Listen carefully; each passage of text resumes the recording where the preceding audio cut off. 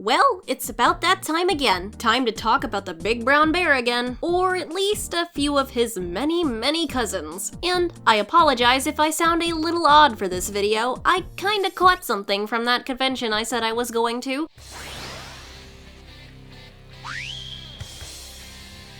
We are all definitely no strangers to FNAF fan games. I've played a fair few of them, both good ones and questionable ones. There are more than 10,000 of them, both in development and already released, and that's just on Gamejolt. But because of the sheer scope of that number, there's bound to be a lot of great experiences that just end up going unknown, whether that be due to poor marketing or just the algorithm doing them wrong. Unfortunately, to find a gem, you've gotta sift out all the dirt first, and I think that's why I don't see many people searching long hours to find them. Fortunately for you guys, scrolling for hours is my specialty. And so off I went to Gamejolt one fine evening looking for some shiny rocks. And find a shiny rock I did. Amidst the piles and piles of 3D-styled fan games, one entry caught my eye, a game called Miradora Network, appearing to sport a 2D pixel art aesthetic as opposed to 3D renders. That already had my interest piqued, as I barely ever see fan games done in a 2D art style, let alone a pixel art style, simply because it can be so much more time-consuming to do. Sure, 3D is hard, but in the world of 2D, hand-drawing things like jump scares and even just environments can be so much more painful. I would know. I spent 2 months drawing all this. Clicking on the game's page, I was honestly shocked to see just how little attention it had, despite the large amount of effort that appeared to have been put into making the page look nice. It explained its premise, animatronics, and gameplay thoroughly and looked colorful and fun. Looks can be deceiving though, as if we haven't been tricked before, so while I still downloaded it, I went in with caution, and I was met with one of the most charming little fan games I've played in a while. So without further ado, let's tune in to Miradora Network.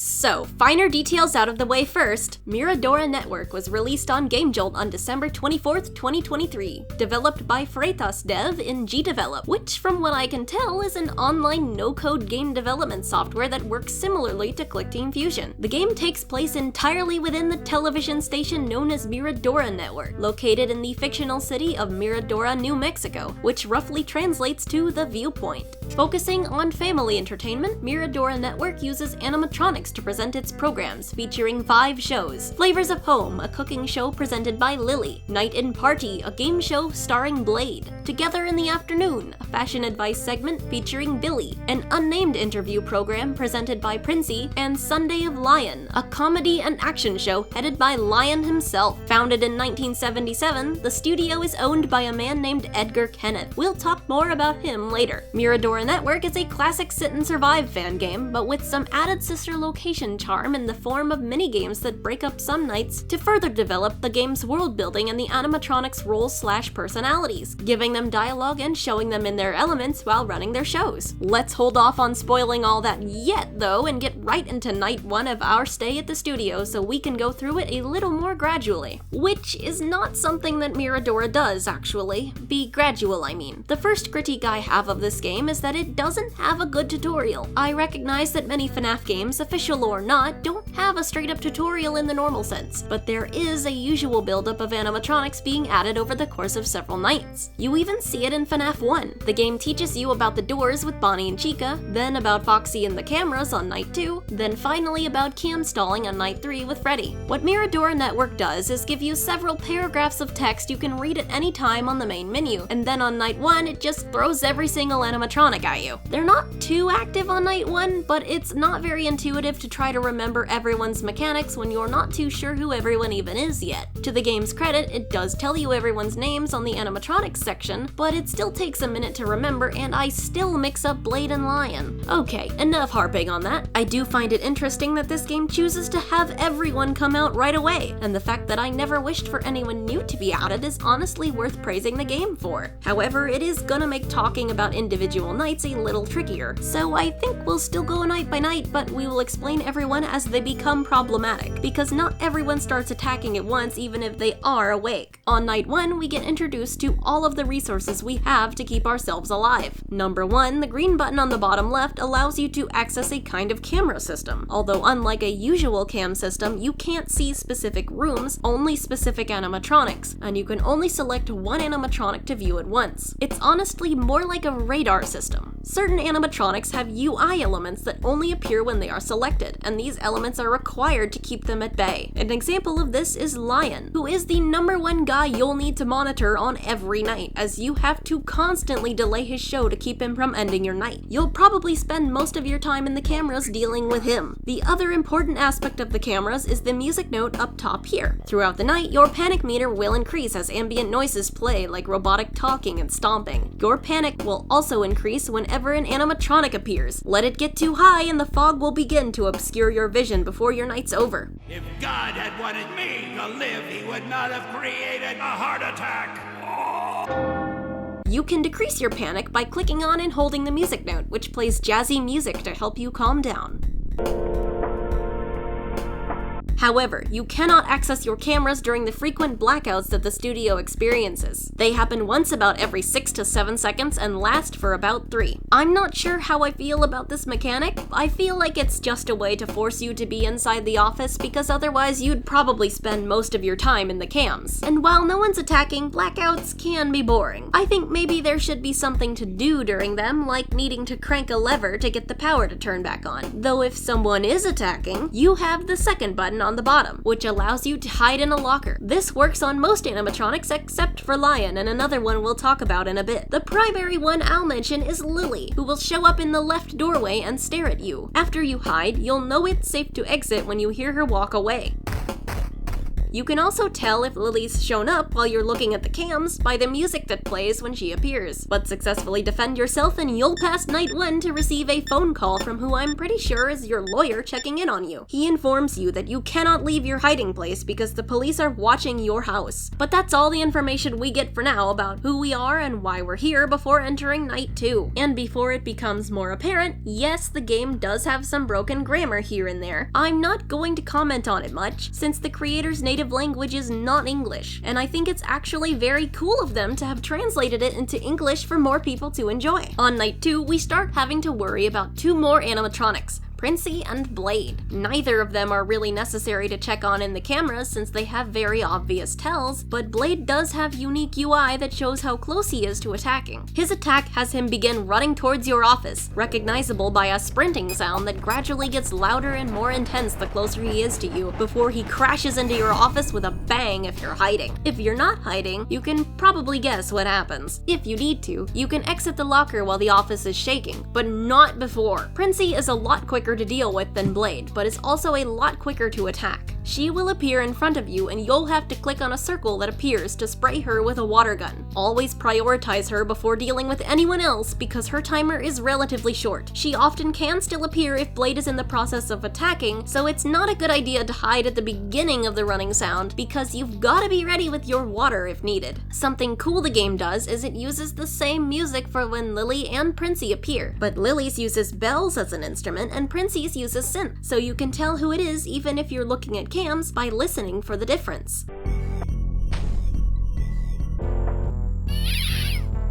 After night 2, we don't get another phone call. This is instead where those mini-games I mentioned come into play. We get to experience the show hosted by Billy, and we're given the task of designing a dress for a viewer. Although we can't use an eraser, we're drawing with a pen. Do you like my dress? I worked very hard on it. And what do you know? Billy loves it, telling us buen trabajo, meaning good job in Spanish. Fun fact, the animatronics and their shows are based on real Brazilian TV show personalities. Billy, in particular, was based on the late Clodovil Hernandez, a fashion designer popular in the 60s and 70s. After our stellar dress is complete, it's time for night 3 and also for Billy's moment. He's going to be a problem now, and a big one at that. He will be the second most necessary animatronic to check up on, because while he does have a sound cue unlike Lion, he has a very quick kill timer, so it's best to know how close he is to sounding his cue lest you end up being caught off guard. Billy will gradually sneak his way through the establishment until ending up right about here. This is when you'll need to listen out for this laugh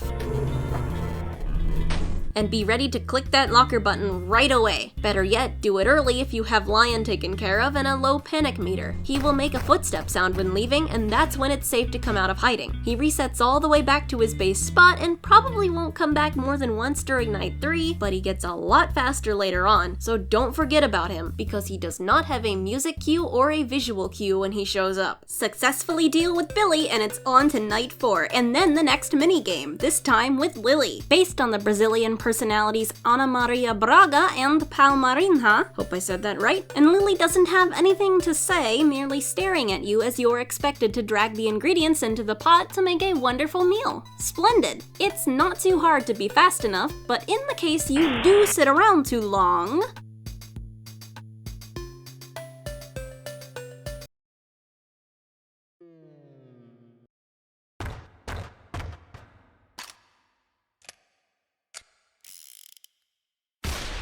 well, it's not nice to keep the cook waiting.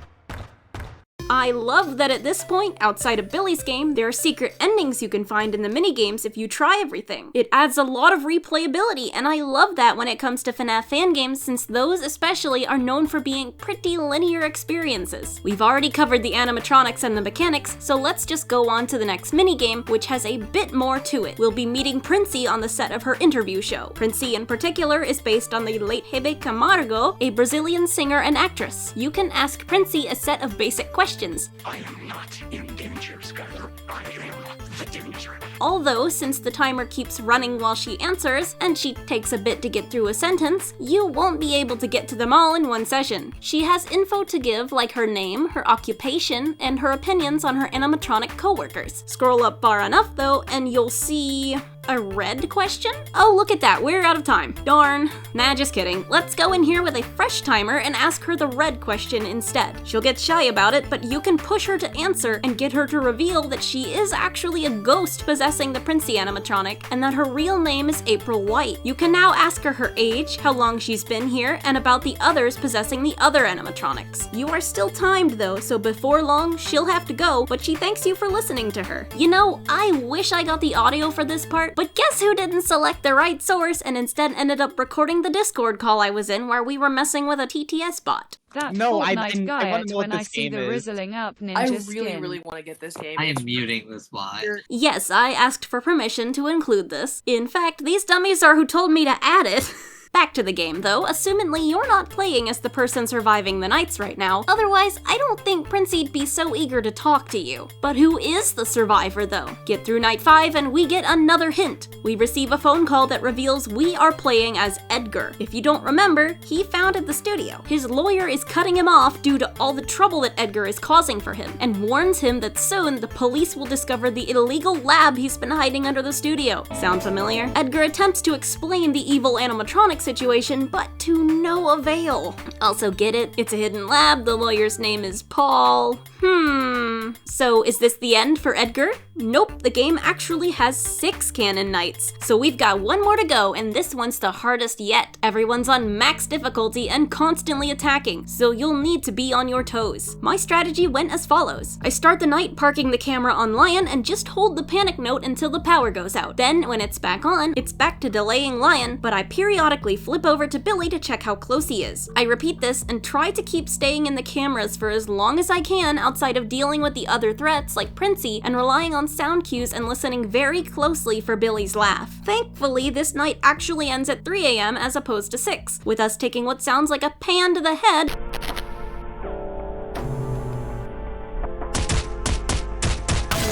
and gradually waking up to be greeted with one of the 5 animatronics. Said animatronic gives us a monologue, evidently not too happy with us, because guess who was responsible for all these possessed animatronics? That's right, it was me! Fun fact, all animatronics can appear here, and whichever one you get is random. They also all come with their own unique dialogue for their respective endings. Therefore, I may or may not have replayed Night 6 about 10 times to get everybody. The things I do for you. The animatronic greeting us reveals their ghostly form and taunts us with our inevitable death before promptly bringing it to reality in whatever way they see fit. And everyone's got their own definition of that.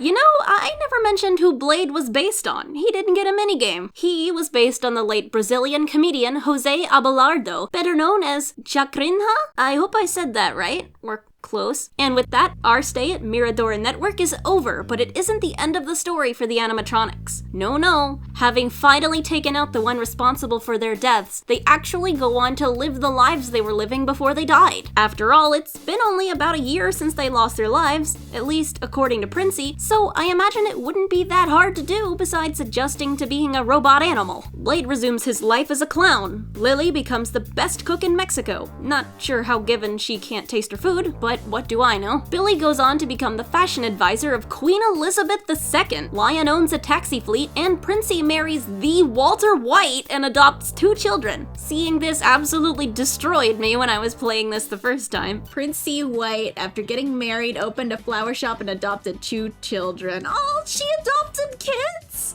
Is that Walter White? Did she marry Walter White? Are you serious?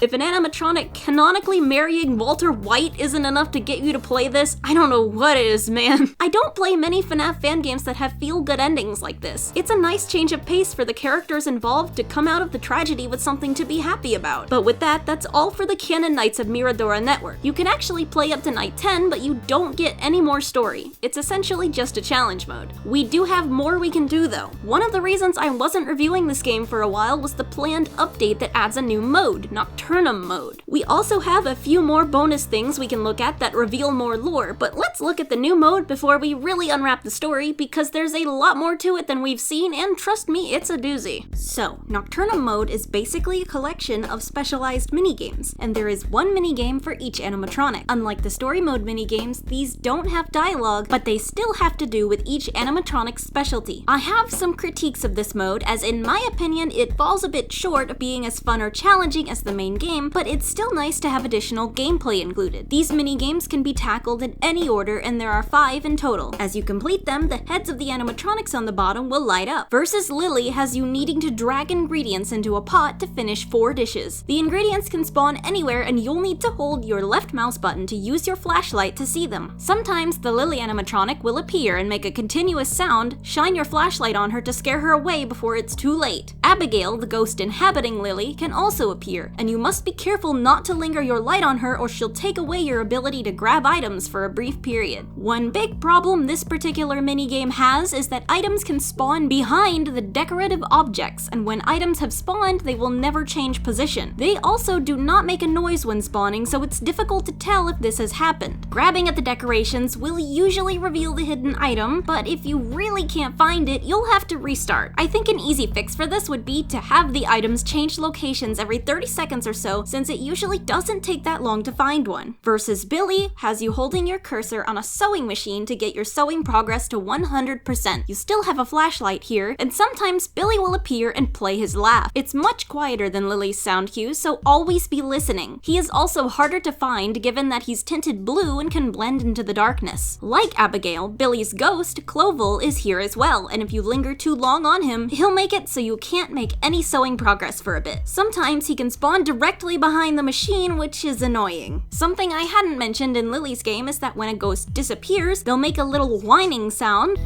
which lets you know the area is completely safe for flashlight usage. Versus Princey follows the same rules as Lily, but you don't need to drag anything anywhere, you just need to pick up the items, which are various makeups. They will only appear every so often, and you need 4 in total. You've still got to flash the animatronic and not the ghost, but something cool this game does is that Princey's makeup will become worse and worse the more makeups you grab. The last 2 minigames are a little different. In Versus Blade, you need to blow up and pop 20 balloons by holding your cursor on them. Blade, like the other animatronics, appears occasionally alongside his ghost, and the same flashlight rules apply. Another thing you need to do, though, is keep your caffeine intake up to have enough energy to pop all the balloons. You can do this by grabbing cups of coffee that appear periodically. Something I wish the minigames that weren't Lily's did was dither the bottom halves of the animatronics. Having them cut off like this makes it more obvious they're just a torso rather than maybe having the illusion of leaning out of the darkness like Lily looks like she's doing. In Versus Lion, you don't have to collect select anything. Instead, you must choose violence. As soon as you see either Howard or Lion show up, you gotta punch him. Hitting Howard doesn't get you any closer to winning, but hitting Lion enough times will deplete his HP and crown you the victor. Okay, so Nocturnum Mode is a nice little bit of extra gameplay, but it's got some flaws, and let's go into them now. Number one, it's too repetitive. Almost all of the minigames have you just doing the same thing with the flashlight and the item collecting mechanic. It ends up being pretty easy to finish all the games in about 20 minutes at most once you've figured it out, and I wish it were a bit harder. That leads into my next point. The games can be boring. Games like Lions and Princes, where you're just sitting and waiting for the thing to happen that lets you do something, just don't feel engaging. I think that as the minigame progresses, animatronics and items should spawn faster to keep you on your toes. Despite this critique, I do appreciate that completing all the minigames will unlock the ability to view the animatronics' ghost forms in the animatronics menu alongside their backstories. And speaking of backstory, now that we're through Nocturnum Mode, we have something else we can look at really quick: the Spirit Box. Using this, we can enter an interview session with any animatronics ghost, not just Princes. While they don't have as many questions available as she did, we're still able to ask them about things like their heritage, hobbies, and their family. Some of them actually are revealed to have relationships with each other, such as Lily's and Lion's ghosts being married. You can see this cutely hinted at in the office decor with these two figures holding hands. The ghosts are quite friendly, but are pretty slow to speak, so I'll leave their answers a secret for the sake of my patience and for the sake of making you play the game to find them out. And before we leave, there is a glitch to be aware of here. If by chance a ghost has this string instead of a question list, just restart the game. It's caused by leaving another ghost's conversation while they're still talking. Alright, now for my final and potentially longest point, the real story of the game. We have a few resources at our disposal to help us better understand it, documented by the characters themselves. The MN Gazette, Prince's diary, and Edgar's documents. They're long though and kind of complicated, so I saved them for last. You'll understand why when you see how weird this gets in a minute.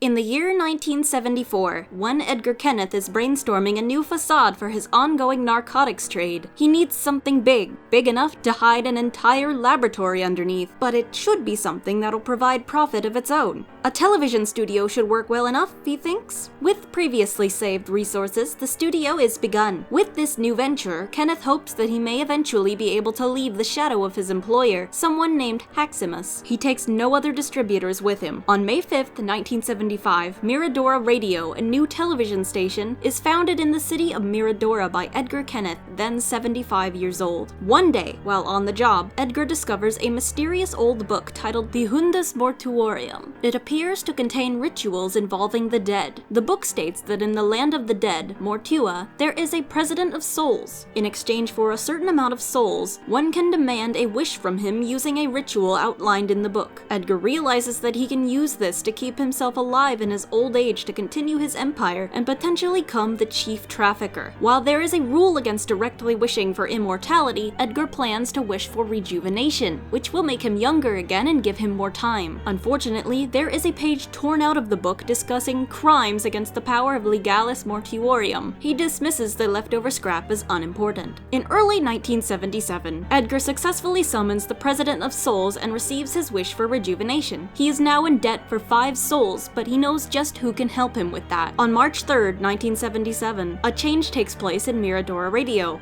renovating it to Miradora Network. All human presenters are replaced with animatronics meant to resemble them and fulfill their same roles. Near this time, a certain April awakens in the land of the dead. Within the land's main city, she is able to purchase a diary in which she writes her thoughts. April meets Death, who informs her of a way to return to the earthly plane through a reported individual who has violated the laws imposed in the penal code of the dead. This person must be found in the living world and eliminated, with their soul being returned to the President of Souls in exchange for a new life on Earth. The criminal is Edgar Kenneth, the man who killed her. April accepts the proposal. She and the others are shown suitable physical bodies to possess, as their old ones cannot be used. These happen to be the animatronic presenters at a place called Miradora Network, each serving in the roles she and her friends used to have. The souls accept the animatronics' names and begin their search for Edgar.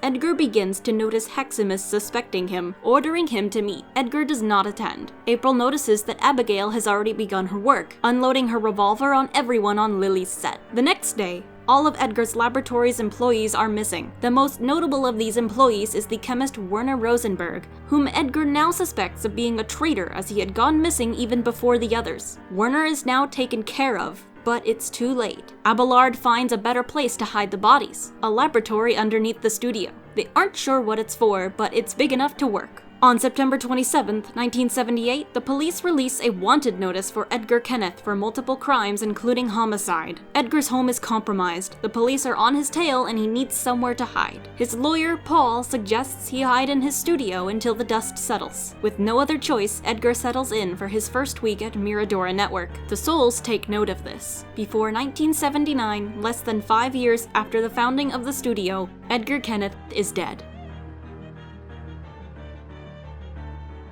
How was that? How was that? How did I do? I wanted to try something different for the story synopsis. I hope I did it justice. It was fun to work on, and this story is fun. But with that being said, we're finally through all that this game's got to offer. I'm glad that I found this game. It was legitimately really interesting to research and tear apart to find all the little secrets. A big thank you to the developer for answering a bunch of questions I had along the way. I'm sorry if I ended up getting anything wrong anyway. Wouldn't be surprised, to be honest. I hope to see much more from this developer in the future. I loved this ride, and I need you to love it too. So what are you waiting for? Okay, first, please subscribe, but after you do that, go check it out right now. Go, go, go! Inspire them to make, I don't know, Miradora Dos? Better Call Fazbear? I don't know. Anyway, that's all from me. It is way too hot in my room right now. So this has been Glamrock Dusky, and remember, have a Fazerific day!